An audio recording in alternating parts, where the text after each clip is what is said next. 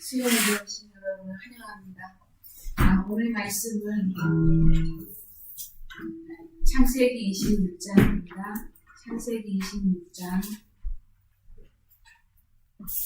12절에서 21절까지 보도록 하겠습니다.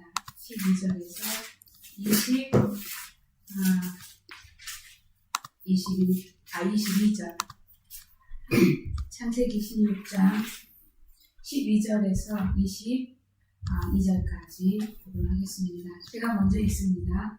16장 이삭이 그 땅에서 농사하여 그 해에 100배나 얻었고 여호와께서 복을 주심으로 그 사람이 창대하고 왕성하여 마침내 거가 되어 양과 소가 때를 이루고 종이 힘이 많으므로 블레셋 사람이 그를 시기하여 그 아버지 아브라함 때에 그 아버지 종들이 한 우물 모든 우물을 막고 흙으로 내었더라. 아비멜렉이 이삭에게 이르되 내가 우리보다 크게 강성한즉 우리를 떠나라. 이삭이 그곳을 떠나 그랄 골짜기에 장막을 치고 거기 거류하며 그 아버지 아브라함 때 팠던 우물들을 다시 팠으니 이는 아브라함이 죽은 후에 블레셋 사람이 그 우물들을 메웠습니다. 이삭이 그 우물들의 이름을 그의 아버지가 부르던 이름으로 불렀더라. 이삭의 종들이 골짜기를 파서 샘 그물을 얻었더니 그랄 목자들이 이삭의 목자와 다투어 이르되 이 물은 우리의 것이라 하며 이삭이 그 다툼으로 말미암아 그 우물 이름을 에색이라 하였으며 또 다른 우물을 팠더니 그들이 또 다툼으로 그 이름을 신나라 하였으며 같이 읽겠습니다. 이삭이 거기서 옮겨 다른 우물을 팠더니 그들이 하였으므로 이제는 여호와께서 우리를 위하여 넓게 하셨으니 이 땅에서 우리가 번성하리로다 하였더라. 아멘. 오늘 창세기 26장 12절에서 22절의 이 말씀은 제가 제목을 정했습니다. 성공하는 사람들의 습관. 많이 들어봤죠? 오늘날 많은 사람들이 성공하는 사람들의 습관에 대해서 7가지 습관이니 10가지니 해가면서 26가지 이렇게 다양하게 성공하는 사람들의 습관을 조사하고 어떻게 이 사람들이 성공했는지 알려주는 그런 책들이 많이 있습니다. 그런데 성경은 특별하게 우리에게 성공에 대해서 알려주는 인물들이 많은데 조금은 고생 좀 덜하고 그죠? 좀 물려받은 것도 있으면서 형통하게 성공하는 사람은 많지 않습니다. 그런데 구약에 이런 사람이 유일하게 이렇게 확 드러나는 사람이 있어요. 그 사람이 바로 이삭입니다. 이삭은 아버지로부터 어떻게 보면 이 사라의 출생이니까 아버지의 거의 많은 재산, 4분의 3의 재산을 물려받게 되는 그런 유산자가 됩니다. 또한 이 이삭은요, 하나님께서 그가 그 땅에서 농사를 했는데 그 해에 100배나 얻었고 하나님께서 복을 주심으로 그 사람이 창대하고 왕성하여 마침내 큰 부자가 되었다고 나와 있거든요. 아브라함도 물론 부자이긴 했지만 성경에서 거부라고 말할 때 이 이삭을 그 해에 100배나 추수하겠다는 거예요. 아니 도대체 어떻게 농사를 지으면 100배나 추수를 합니까? 그 해 2배만 해도 많은데 100배나 추수를 할 수 있었다는 건 자연과 그리고 이 땅의 넓이도 중요하고 여러 가지가 중요합니다. 그런데 오늘 12장 1절에서 3절 사이에 보면 이 일에 하나님이 개입하여 계세요. 하나님. 또한 이 12절에도 하나님께서 복을 주셨다라고 말을 합니다. 그래서 성경은 이삭이 부자, 그것도 큰 부자가 된 배경에 하나님이 계신 것을 드러내요. 또 어떻게 하면 한 해의 농사가 100배나 이렇게 넘게 지을 수 있는 땅을 볼 수 있는 안목이 있었을까요? 이삭에겐 그런 능력이 없습니다. 그런데 하나님께서 이삭에게 그러한 곳으로 인도를 하셨어요. 26장에 보면 그 해에 큰 흉년이 들었습니다. 이삭이 머물던 곳에 큰 흉년이 들었어요.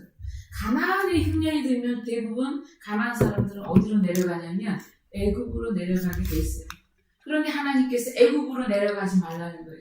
흉년인데 애굽으로 내려가지 말고 내가 가라는 곳으로 가라는 거예요. 하나님께서는 이렇게 지시할 땅을 인도해 줍니다. 지시할 땅. 근데 100배의 이 추수를 얻었을 때 저도 놀랬지만 예수님은 이걸 어느 날 알고 말씀해 주신 게 있습니다. 좋은 땅에 뿌려졌을 때 100배, 60배, 30배의 열매가 거친다는 거예요.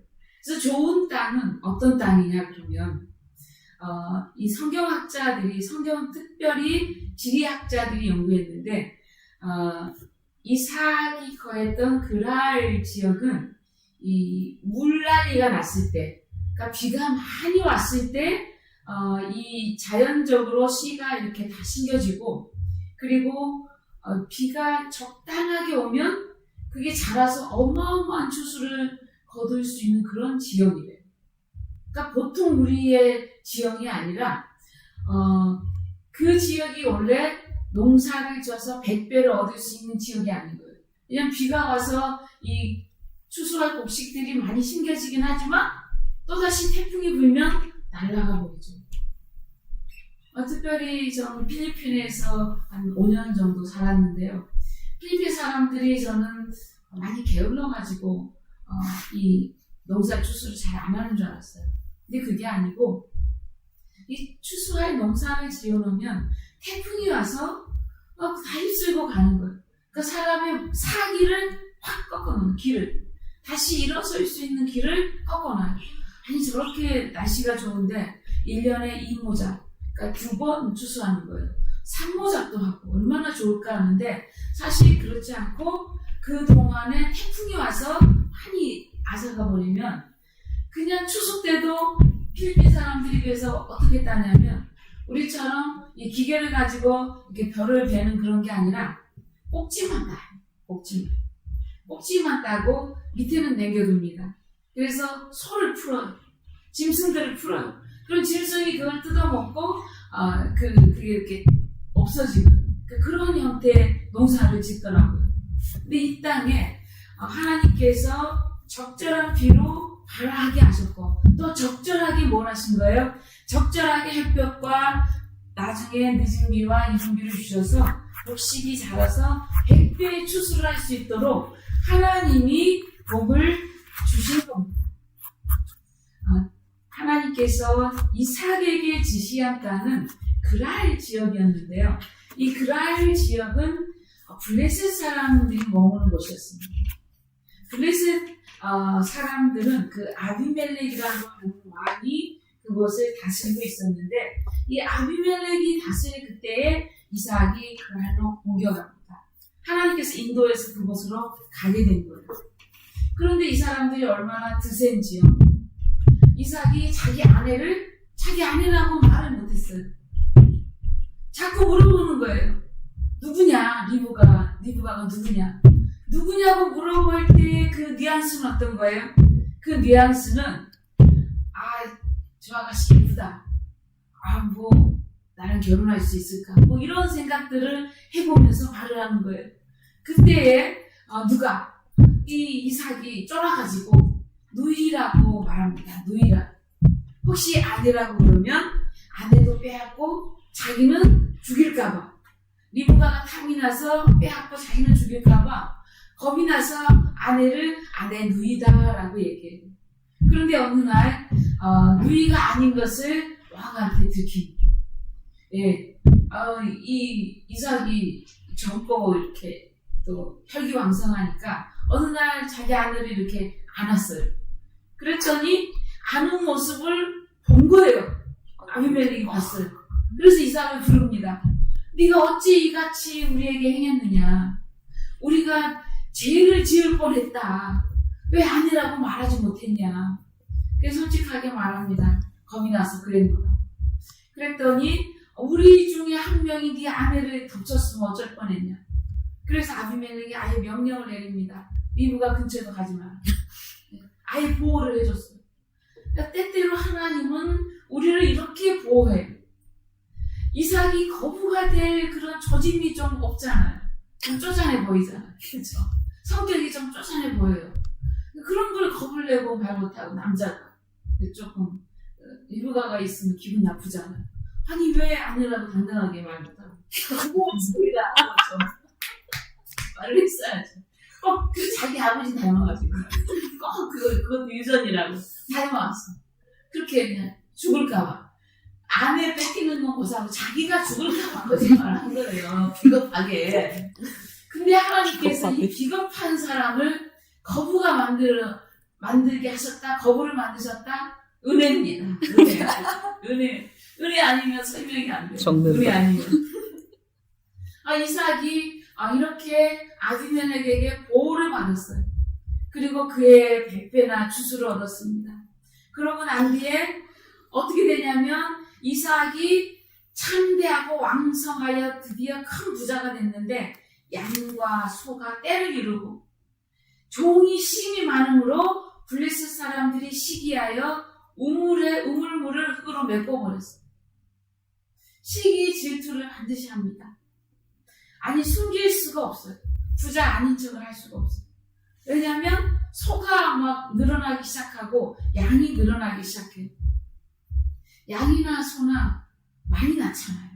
네, 많이 낳고 그냥 숫양 한 마리만 있으면 100마리 암양 임신시키는 거 그거 어렵지 않아요. 새끼 마구마구 낳습니다. 소도 마찬가지예요.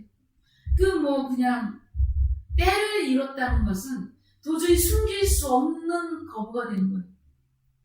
제가 어릴 때 우리 집은 돼지를 9마리 낳으면 돼지가 몰살을 해요. 9마리 다 죽고. 소도 갑자기 잘 크다가 송아지도 이렇게 그 골목에 있는 이렇게 시냇물 흘러가는데 이렇게 머리를 박고 죽고. 그래서 우리 집이 쪼그라들었다고 엄마에게 들었어요.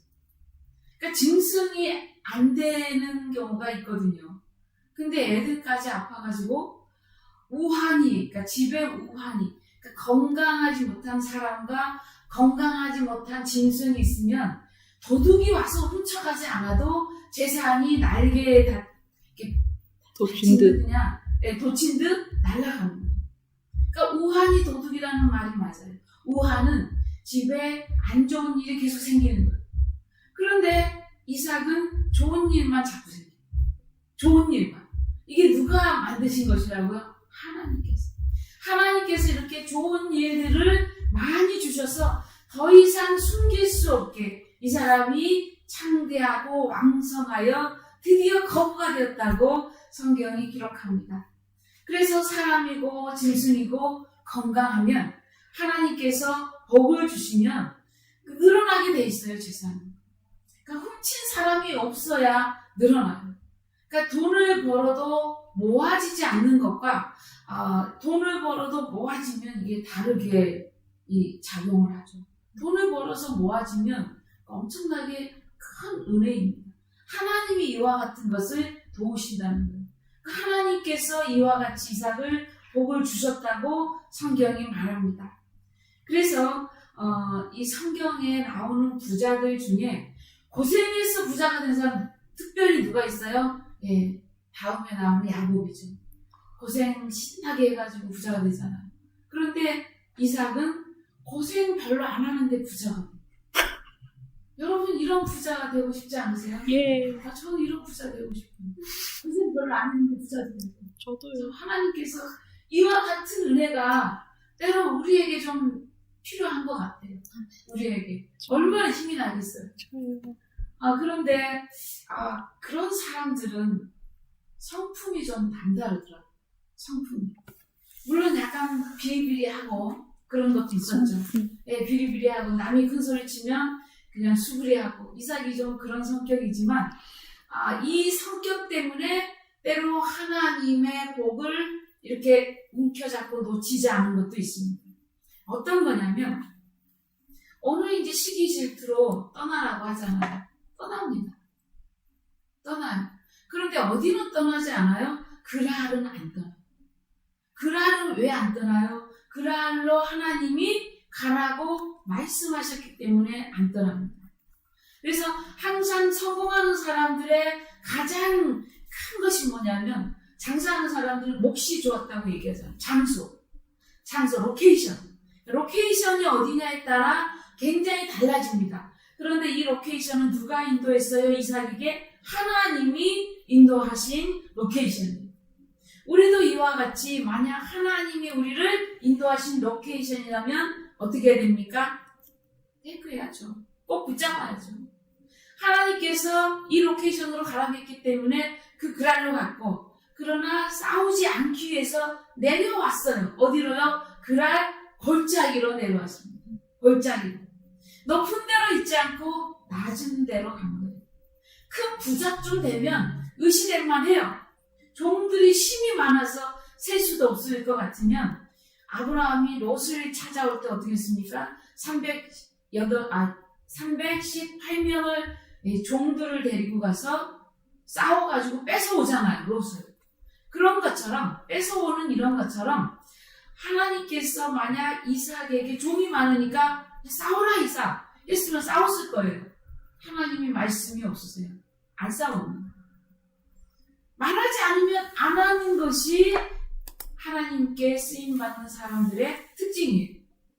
부자는 이런 것이 필요합니다. 안 싸우는 게 부자 되는 지름길이에요. 싸워가지고 막 쟁취하고 막 돈을 잃어서라도 막 성취감을 보겠다 이러면 안 됩니다. 미국의 지금까지도 뉴욕의 수도를 책임지고 있는 수도세를 책임지고 있는 록펠러는 자기 자손들에게 유언을 했습니다. 재판하지 마라. 재판하지 마라. 재판하면 수임료를 어마어마하게 줘야 됩니다. 많이 가져올수록 많이 줘요. 많이 가져올 것 같죠? 변호사가 많이 가져옵니다. 그렇기 때문에 가져가는 것뿐 아니라 그동안의 정신적인 스트레스, 그러니까 전진하는 것보다 뭐에 해야 돼? 수비를 많이 신경 써야 되잖아요. 그렇게 하지 말라는 거예요. 전진해야지 수비만 하는 그런 정책은 펴지 말아요. 똑같습니다. 이삭도 싸우지 않아요. 종이 그렇게 많으면 싸울 만한데 싸우지 않고 골짜기로 내려가요. 근데 골짜기로 내려가서 우물을 봤더니 글쎄 자기 종들이 아버지가 팠던 아브라함의 우물들을 다시 팠는데 샘의 근원을 찾아버립니다. 이게 더 중요해요. 그러니까 물줄기의 근원을 찾은 거예요. 이 가나안에서 이 물은 굉장히 중요합니다. 우리는 물 그렇게 중요하지 않았어요.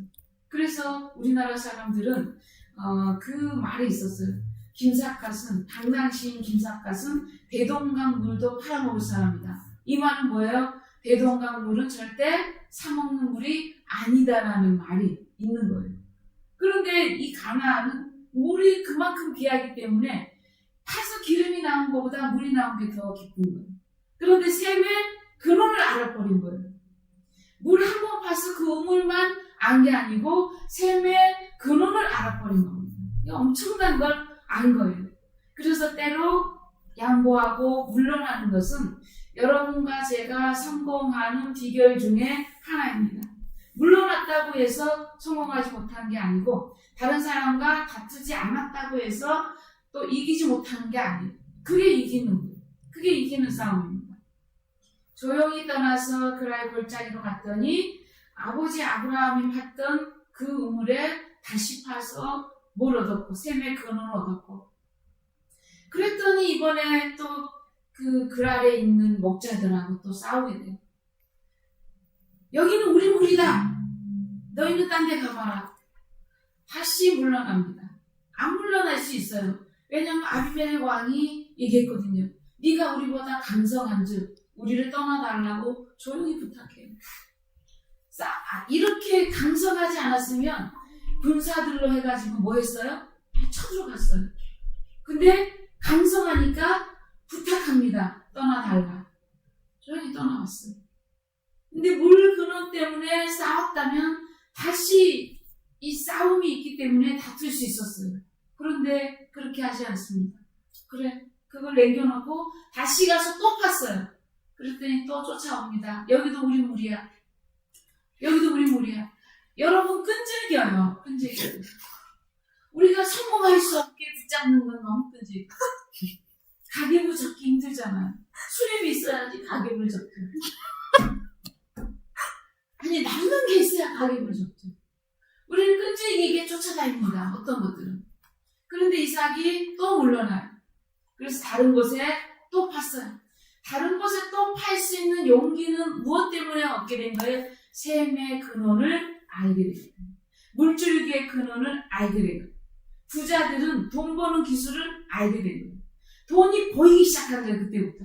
물러나도 되죠. 주고 물러나요. 그러면 하나님이 복을 주신다는 것을 알게 됐어요. 하나님이 복을 또 주십니다. 그때서야 고백해요. 이삭이 어떻게 고백합니까? 이삭이 이렇게 고백합니다. 22절에 거기서 옮겨 다른 우물을 봤더니 그들이 다투지 아니하였으므로 그 이름을 르호봇이라 하여 이르되 이제는 여호와께서 우리를 위하여 넓게 하셨으니 이 땅에서 우리가 번성하리로다 하였더라. 하나님의 사람들은 하나님께서 내게 주신 것을 주셨다라고 인정하는 게 굉장히 중요합니다. 왜냐하면 하나님께서 이것을 기뻐하시기 때문에 그래요. 아버지한테 유산을 받았는데 안 받은 척하면 아버지가 기분이 안 좋습니다. 그러나 매번 나는 아버지께 유산을 받아서 이렇게 잘 됐노라고 말하면 그 아버지가 흐뭇하지 않겠어요? 똑같습니다. 하나님께서 이와 같이 다투지 않게 하시고 우리를 여기서 넓혀주셨다. 우리의 지경을 넓혀주셨으니 이제 우리가 뭐한다? 번성하게 된다라고 선포하는 거예요. 선포하는 사람들은 그래서 선포를 잘하더라고요. 어떻게 선포합니까? 나는 할 수 있다라고 선포해요. 또한 나는 여기까지 왔다라고 선포해요. 그러니까 앞으로도 갈 수 있다고 말합니다. 우리도 이와 같은 신앙의 고백들이 있어야 되고요. 여러분과 저의 삶을 하나님이 인도하셨다면 하나님이 인도하신 그곳에서 어떻게 합니까? 지경이 넓혀지고 여러분이 다른 사람과 다투지 않아야 됩니다. 성공하려면 전투의식을 이렇게 불사르지 마세요. 네, 하나님은 때로 우리에게 네가 성공하기를 원하냐? 다투지 말라 다른 사람과. 그래서 잠언에도 내 이웃이 편안하게 옆에서 살거든 까닭 없이 뭐하지 말고 못살게 굴지 말아라 라고 말합니다. 이와 같이 하나님은 우리에게 평화를 말씀하시고 때로 장애물이 없는 건 아니죠. 그러나 그 장애물들을 이길 수 있도록 우리를 인도하십니다.